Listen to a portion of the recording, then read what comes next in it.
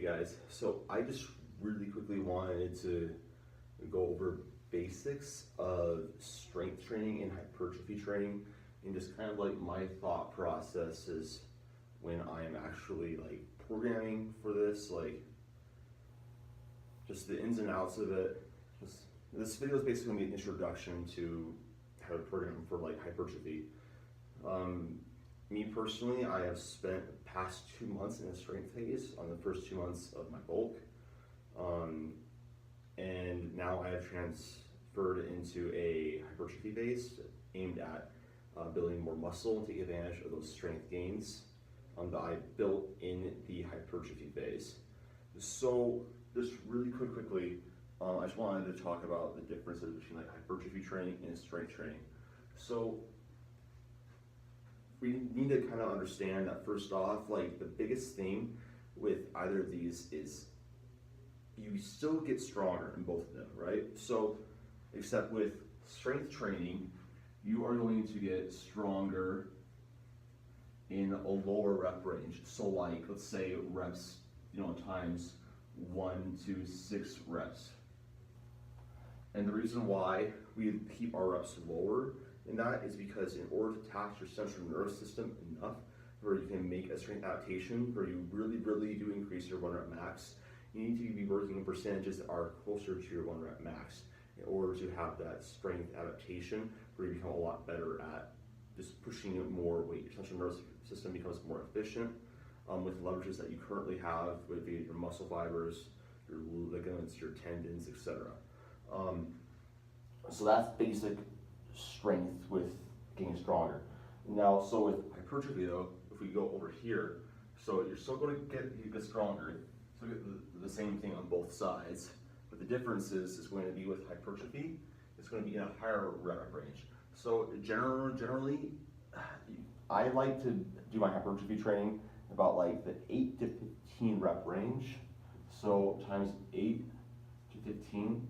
And the reason why I like that rep range, somebody might be like, oh, why don't you do like 6 to 8? Well, I still will for certain muscle groups like the hamstrings, just because if you do a heavy hinge movement like an RDL or a good morning, it's going to be a little bit better for the hamstrings. They respond better to that type of loading because of the type of muscle fibers that are actually in that muscle body.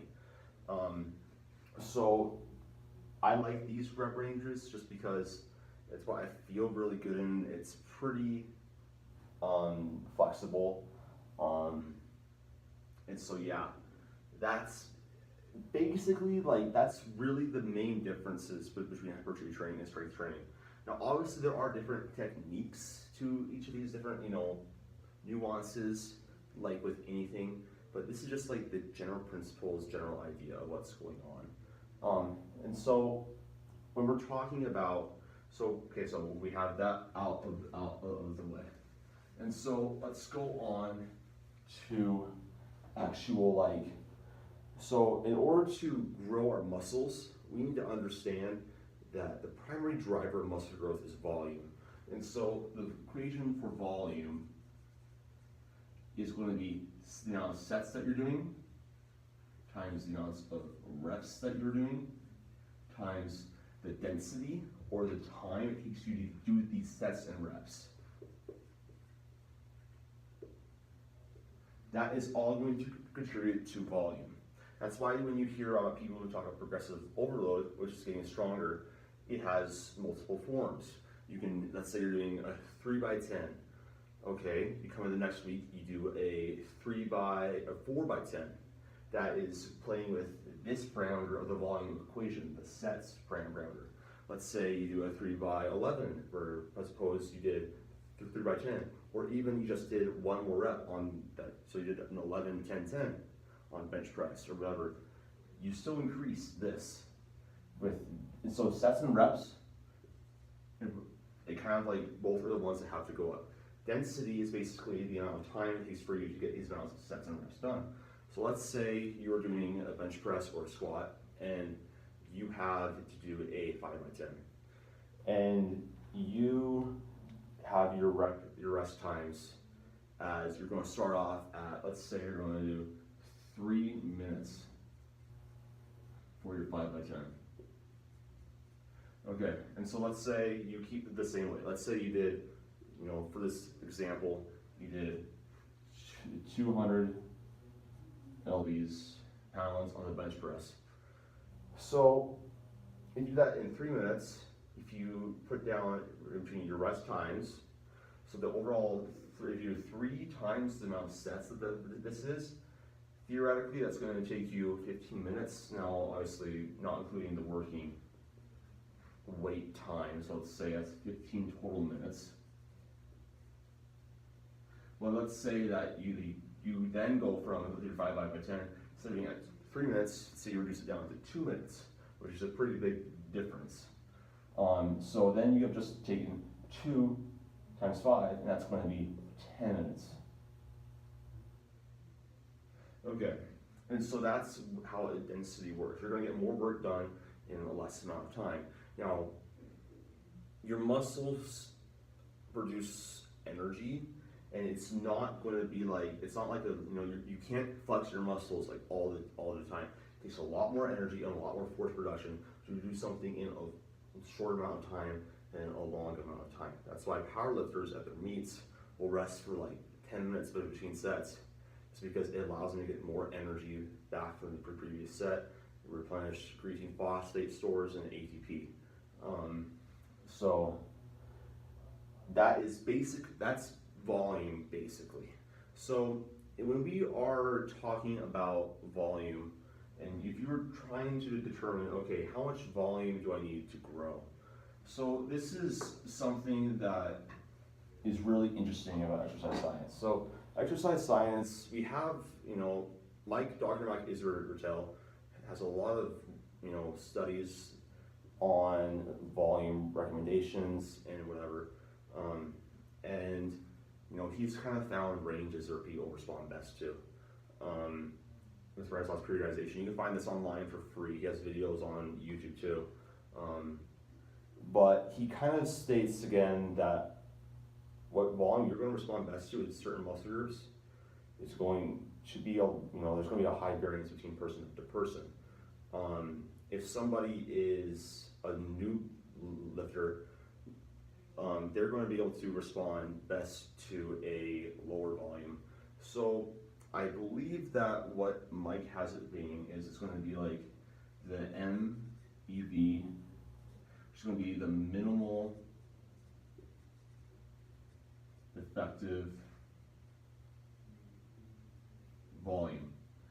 So basically what this is going to be is this is going to be the minimum amount of sets that you can do to actually see some progress in the muscle, and it's not much, but generally like you can still see it. MV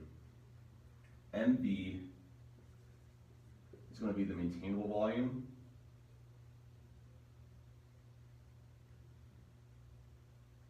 Which is basically how much volume you need just to maintain your muscle size, mainly.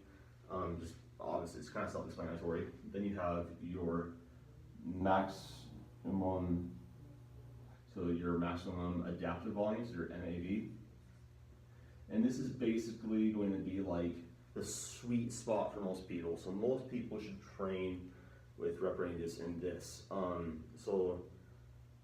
Because there's something called systemic fatigue, which is basically the result of doing overall volume, all the exercises that you're doing, all the weight that you're moving, your body's going to get tired. And there's going to be certain exercises that are going to be more fatiguing. Like a deadlift is going to be a lot more fatiguing than a bicep curl because there's so much more joints being involved, so much more muscle bodies, there's more oxygen, there's more energy being used, etc. Throughout the movement. So this is basically going to be like the sweet spot. Most people can program in their training volume and not have any issues. Now, again, this is all really highly variable. And on my next video, I'm going to go more over my program, how I determine things for me, and then also give you an example of how I would program for like a beginner, which is an intermediate, or an advanced lifter. But that's basically max adaptive volume. Then you have what's called the MRV. Oh, so just anyways, just going backtracking, MAV is going to be where you're going to want to be most of the time. Unless, like, in circumstances when I would use the minimum effective volume is if I had a new beginner who is, not very adapted to stimulus and weight training, who's going to respond really well to really anything I give him or her. That's when I would bring on the MEV. Or let's say I have, like, my traps, for example, on me. I don't have to do much volume at all. They just grow. It's just a genetic thing. So, like, you're really, like, your genetically superior muscles that you notice are just well developed naturally. Your MAV is going to be basically where most people should be, the sweet spot of training, etc. MRV is going to be your maximal recoverable volume, which is going to be the volume most people can recover from, like the maximum amount. And you don't want to be around here so much because of, again, what I mentioned before, your systemic fatigue. If you have every single muscle on its maximal recoverable volume, the overall fatigue of your body, of your actual system, your body's system, everything involved in it, is going to get really messed up, and your metabolism is going to be compromised, and it's not very smart. Now, when would you use an MRV? The answer is going to be for lagging muscle groups, things that you find have a hard time growing. For me, it's my arms, my legs. My chest grows well, my back grows well, my glutes actually grow well, my shoulders, basically everything like up top, and then like my legs just don't grow very well, my calves, my arms, etc. So those are more muscles where you would want to do your maximal recoverable volume. Now, I would not recommend if you had, let's say your back and your legs were lagging. I wouldn't program in for the same mesocycle.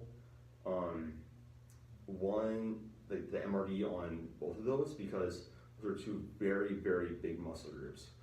So if I was to use the MRV, let's say, I want to specialize in one area. So for me, for example, I'll go over this on my next video, more of my programming details and specifics. This is going to be like, for me, it's going to be my legs, which is going to be like the big muscle group, and then my arms, which is going to be like a smaller muscle group.